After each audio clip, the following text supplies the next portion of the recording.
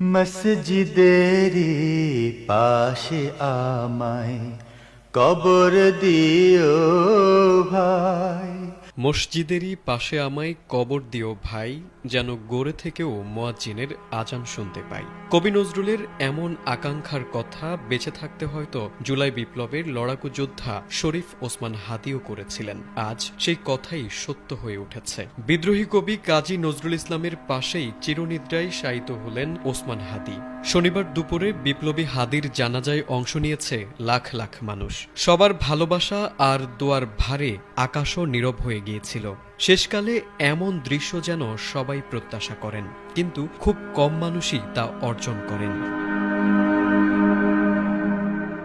জাতীয় সংসদ ভবনের দক্ষিণ প্লাজায় অনুষ্ঠিত হয় ইনকিলাব মঞ্চের মুখপাত্র শহীদ শরীফ ওসমান হাদির জানাজা। বড় ভাই আবু বকর সিদ্দিকের ইমামতিতে লাখো মানুষের কণ্ঠ একসাথে আমিন ধ্বনিতে কেঁপে ওঠে চারপাশ।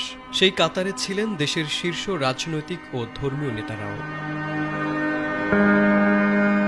জানাজা শেষে বিকাল ৩টার দিকে হাদির মরদেহ আনা হয় ঢাকা বিশ্ববিদ্যালয়ের জাতীয় কবি কাজী নজরুল ইসলামের সমাধি চত্বরে। ঠিক বিকাল ৩:১৫টার দিকে ফ্রিজার ভ্যান থেকে মরদেহ কবরের পথে নেওয়া হয়। এরপর ইতিহাস, কবিতা আর প্রতিবাদের পবিত্র ভূমিতে কবি নজরুলের পাশে চিরনিদ্রায় শায়িত হন ওসমান হাদি।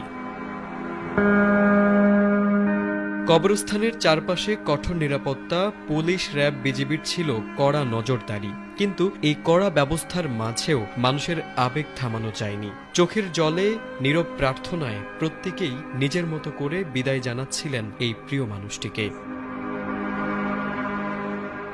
ওসমান হাদির চলে যাওয়া কেবল একটি জীবনের সমাপ্তি নয়, এটি একটি আদর্শের স্মৃতি হয়ে রইল।